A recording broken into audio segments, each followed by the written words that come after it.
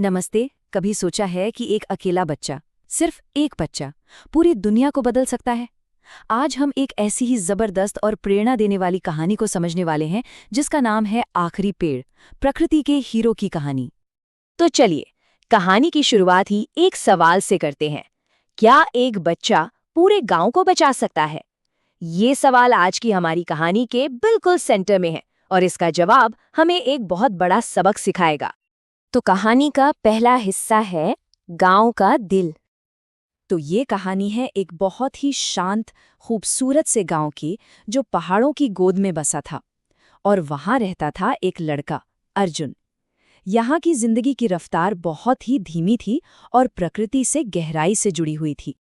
गांव के ठीक बीच में एक बहुत पुराना, बहुत बड़ा पेड़ था। पर पता है, ये सिर्फ एक पेड़ नहीं था। गांव वाले इसे प्यार से गांव का दिल कहते थे और इसी नाम से पता चलता है कि ये पेड़ उनकी जिंदगी के लिए कितना जरूरी था। मतलब ये पेड़ वाकई गांव की जिंदगी का सेंटर था।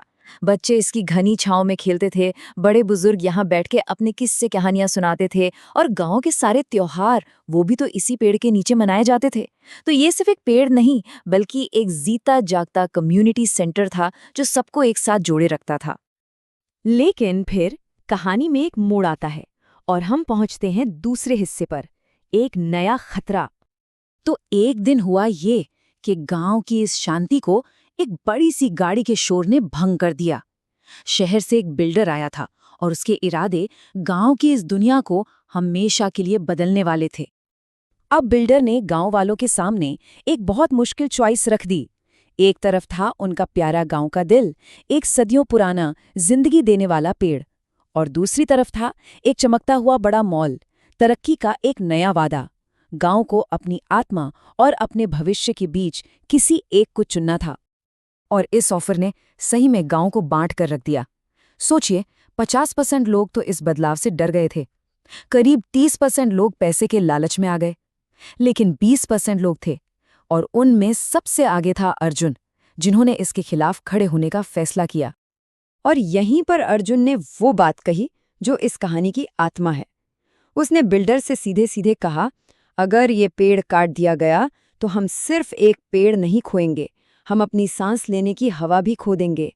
एक बच्चे के मुंह से निकले ये शब्द कितने गहरे और सच्चे थे। तो अब देखते हैं कि अर्जुन की इस एक आवाज ने कैसे सब कुछ बदल दिया। कहानी का तीसरा हिस्सा। अब शुरू में तो बिल्डर हंस दिया। उसने सोचा ये तो बच्चा है और उसकी बात को मजाक समझकर बिल्कुल नजरअंदाज कर दिया। उसने उस छोटी सी आवाज में छिपी बड़ी सच्चाई को देखा ही नहीं। सोचिए जरा, उस रात अर्जुन को कितना अकेला महसूस हुआ होगा। मन में बस यही एक सवाल घूम रहा होगा, क्या एक अकेला बच्चा इतनी बड़ी ताकत के सामने कुछ कर सकता है? ये वो पल था जहां कोई भी हार मान सकता था। लेकिन उसी रात जब वो चुपचाप पेड़ के पास बैठा था ना, उसे एक अजीब सी शांति मिली। ऐसा लगा जैसे पेड़ की आत्मा उसे धीरे से कह रही हो, अगर मैं नहीं रहूंगा तो तुम्हारे बच्चे साफ हवा कहाँ से पाएंगे? और बस यही वो चिंगारी थी जिसकी अर्जुन को जरूरत थी। और बस इसी नई हिम्मत के साथ अर्जुन ने जो किया वो सच में कमाल था। चलिए कहानी के सबसे रोमांचक हिस्से पर चलते हैं, बचाव की जंजीर।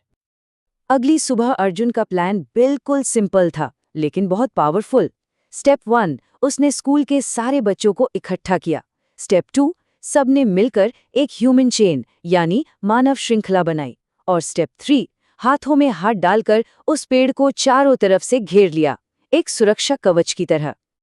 और बच्चों का ये कदम, अरे इसने तो सबका ध्यान खींच लिया। खबर आग की तरह फैली और देखते ही देखते मीडिया वहां पहुंच गई, कैमरे चालू हो गए और गांव की ये छोटी सी लड़ाई एक बहुत बड़ी राष्ट्रीय खबर बन गई।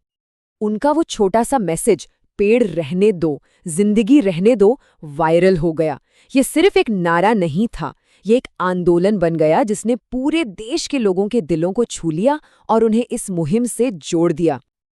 तो अब आते हैं कहानी के सबसे दमदार हिस्से पर, एक पेड़ पूरा गांव। ये नंबर देखिए, सिर्फ एक बच्चे की आवाज, पर उस एक आवाज ने लाखों आवाजों को जगा दिया और इतना बड़ा जनदबाव बनाया कि एक बहुत बड़े प्रोजेक्ट को रुकना पड़ा। ये दिखाता है कि एक अकेला इरादे का पक्का इंसान भी कितना बड़ा फर्क ला सकता है। और रिजल्ट, लोगों की ताकत के आगे बिल्डर को झुकना ही पड़ा। उसे अपना प्रोजेक्ट रोकना पड़ा और गांव का दिल हमेशा की तरह धड़कता रहा। ये जीत थी लोगों की, प्रकृति की और एक बच्चे के साहस की। अर्जुन की इस हिम्मत के लिए गांव वालों ने उसे एक बहुत ही प्यारा नाम दिया, नेचर हीरो। ये सिर्फ एक टाइटल नहीं था, ये उसके निस्वार्थ काम की एक ऐसी पहचान थी जो हमेशा उसके साथ रहने वाली थी। और पता है, आज भी गांव में लोग बड़े गर्व से ये कहानी सुनाते हैं। एक बच्चे ने एक पेड़ बचाया और उसी पेड़ ने पूरा गांव बचा लिया। कितनी गहरी बात है ना, कि प्रकृति को बचाना असल में खुद को और अपने समाज को बचाना ही है। तो अर्जुन की ये कहानी हम सबको एक बहुत ज़रूरी सवाल के साथ छोड़ जाती है। हमारे आसपास, हमारी ज़िंदगी में वो कौन सा पेड़ है जिसे बचाने की ज़रूरत है? हो सकता है वो कोई असली पेड़ हो, कोई नदी हो, या कोई पुरानी परंपरा, कोई भी ऐसी चीज़ जिसे हम खो रहे हैं। इस पर सोचना ज़रूरी है, क्योंकि क्या पता अगला नेचर हीरो कौन हो।